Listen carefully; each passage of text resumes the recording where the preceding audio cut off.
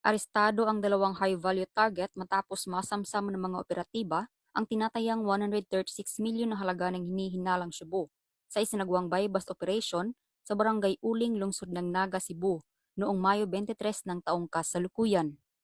Ayon kay Police Lieutenant Colonel Dexter M. Calacar, Chief of Police ng City of Naga Police Station, pinangunahan ito ng PIDEA Cebu Provincial Office, katuwang ang mga operatiba ng PIDEA IISIOU, Provincial Drug Enforcement Unit, City of Naga Police Station, Provincial Intelligence Unit, PNP Drug Enforcement Group, at Philippine Coast Guard Intelligence Unit Central Visayas. Nasamsam ang humigit kumulang 20 kilo ng hinihinalang shabu na nakasilid sa vacuum-sealed packs at nakatago sa Chinese tea bags.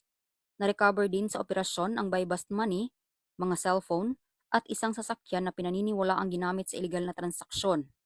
Mahaharap ang mga sospek sa kasong paglabag, Section 5 at 11, Article 2 ng RA 9165 o Comprehensive Dangerous Drugs Act of 2002.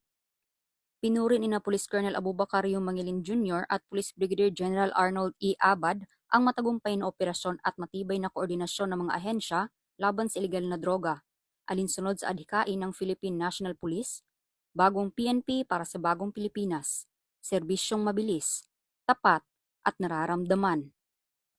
Mula dito sa Central Visayas, ako ay inyong Police News Network Correspondent, Patrolwoman Flora May Asares, alagad ng batas, tagataguyod ng Balitang Pulis.